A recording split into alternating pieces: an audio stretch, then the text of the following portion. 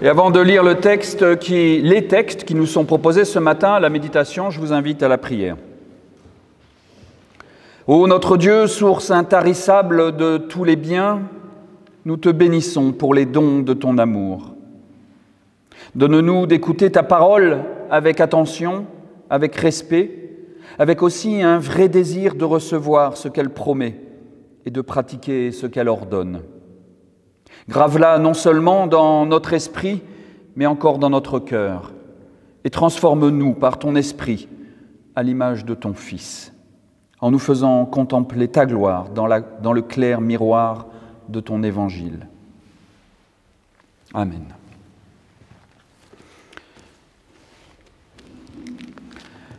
Dans les lectures du jour qui nous sont proposées aujourd'hui, j'ai choisi deux textes.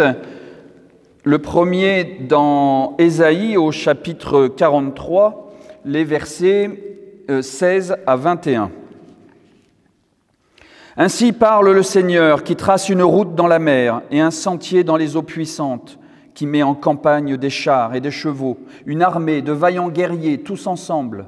Ils se couchent, ils ne se relèvent plus, ils se sont éteints, ils se sont consumés comme une mèche. Ne vous rappelez pas le passé, et ne considérez plus ce qui est ancien. Je fais du nouveau. Dès maintenant, cela germe. Ne le savez-vous pas? Je mettrai un chemin dans le désert et des fleuves dans la terre aride.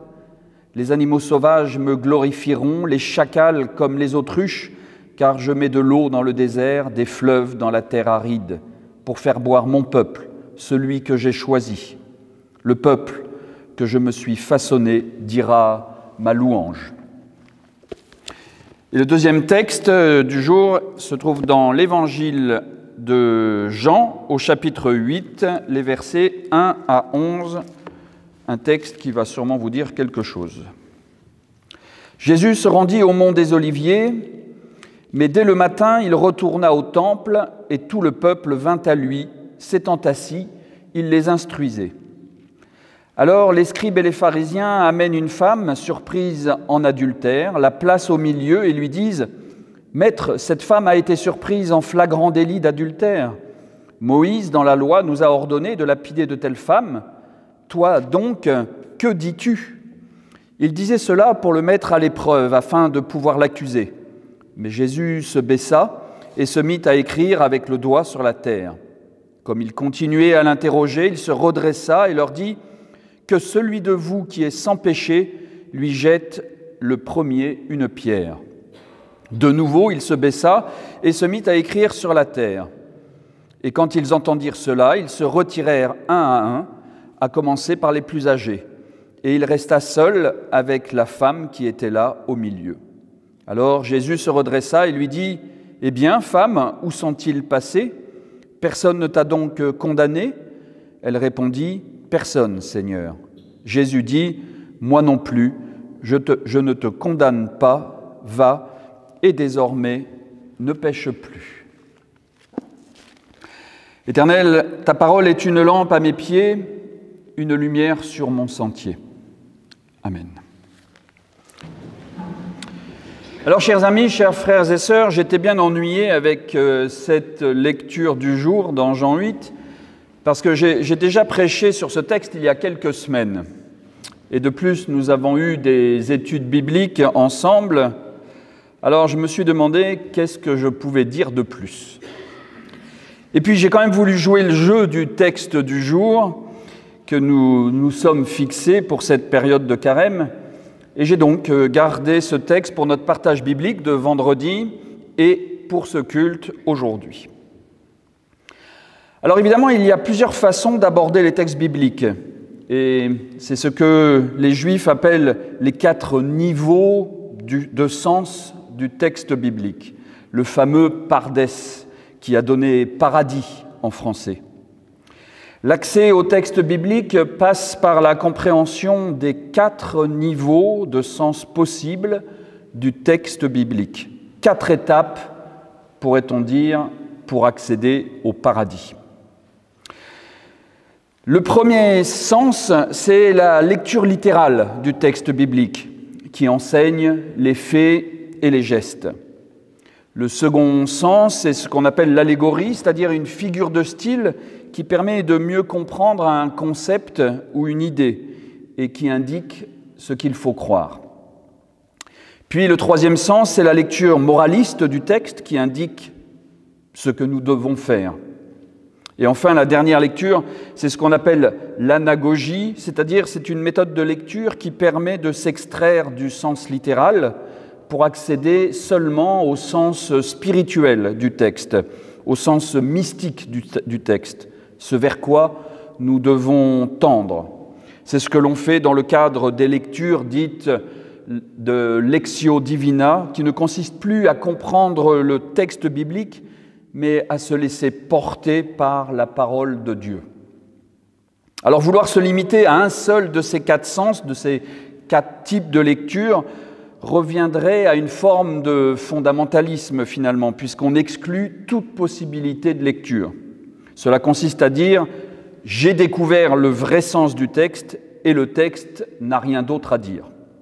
C'est évidemment tout le contraire de ce que nous essayons de faire dans notre christianisme du XXIe siècle, en nous ouvrant à toutes les lectures possibles et en essayant de faire une lecture contemporaine de ces textes écrits il y a 2000 ans et plus. C'est-à-dire avoir tout simplement une lecture qui nous parle et qui nous rejoint dans notre vie quotidienne. Ce qui revient à dire qu'à l'origine, l'idée du pardès, du paradis, ne visait pas à résumer, à enfermer la totalité des sens dans un moule prédéfini et statique, mais bien à ouvrir un champ créatif de possibilités infinies de lecture du texte biblique.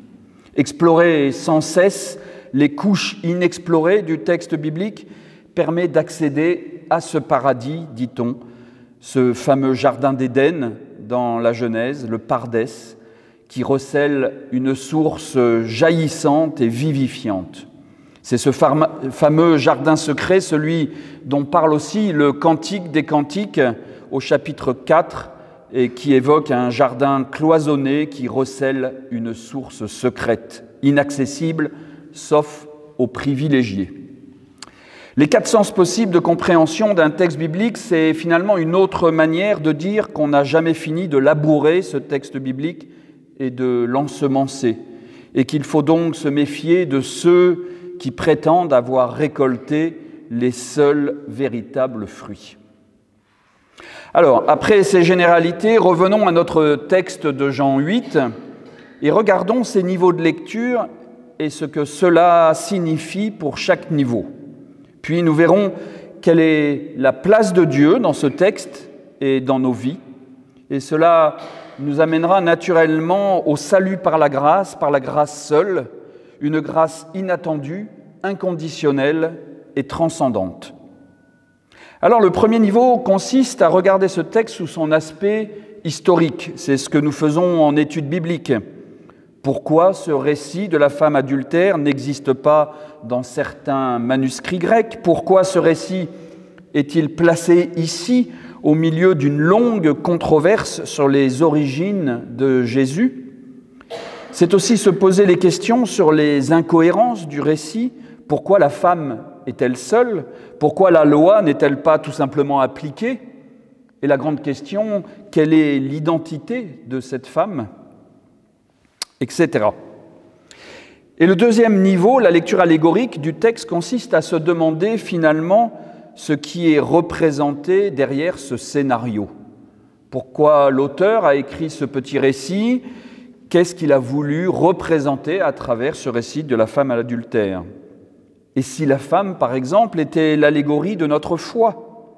La foi a été souvent, très souvent, représentée par une femme dans la Bible. En tout cas, c'est ce que certains commentateurs ont vu dans Proverbe 31, par exemple, sur la femme idéale, ou dans le Cantique des Cantiques.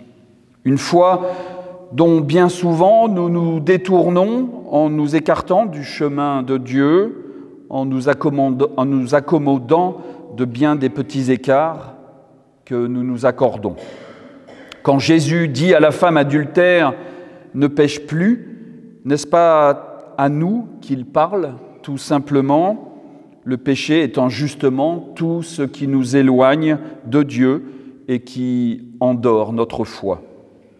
Et puis, que représentent ces pharisiens dans ce récit ? Ne sommes-nous pas tous un petit peu pharisiens aussi dans nos vies, à rappeler régulièrement le bon droit aux autres, mais en oubliant de nous le rappeler à nous-mêmes ?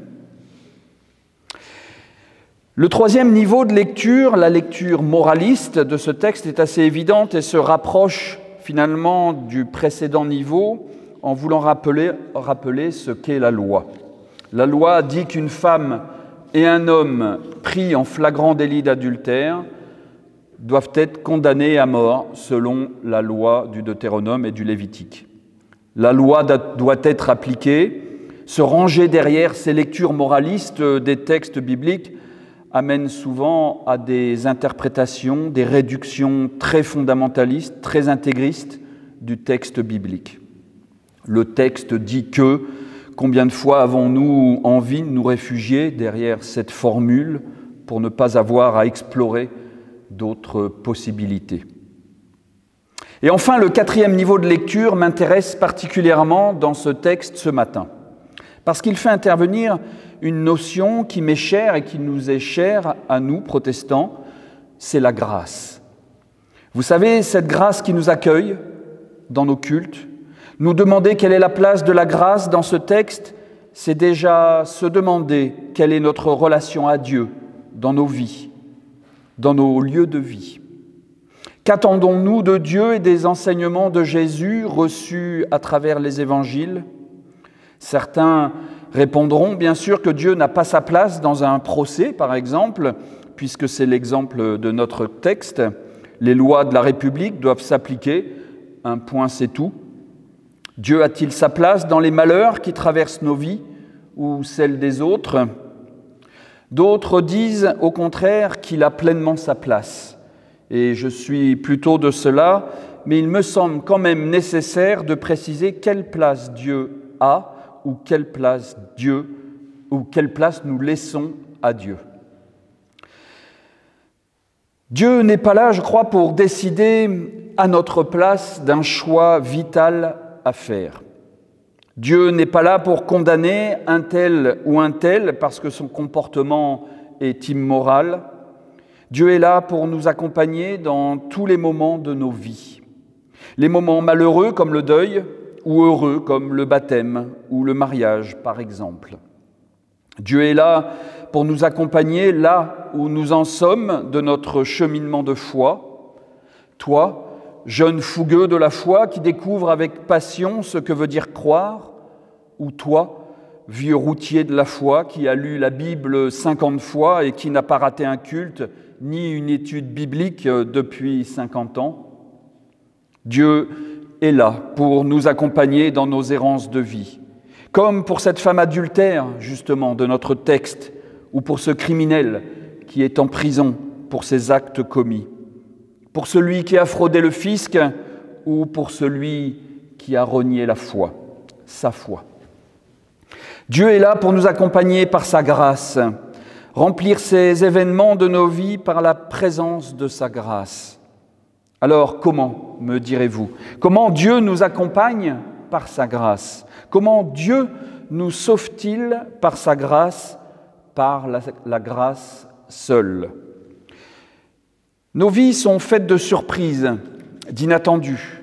Nous ne savons jamais de quoi sera fait nos vies, seront faites nos vies. Les moments de bonheur, autant que les passages difficiles de la vie, ne se planifient pas, ou rarement.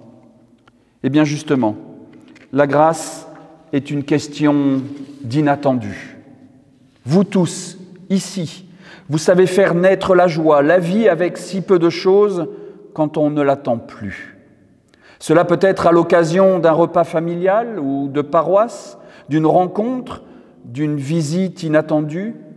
La grâce désigne justement cet inattendu qui sort de l'ordre normal des choses.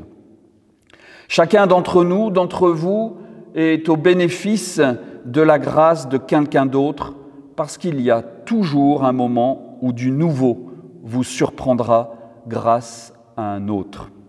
Il y a toujours un moment dans notre journée où un ou une autre nous sort de notre torpeur. Et si la grâce est une question d'inattendu, la grâce est aussi inconditionnelle.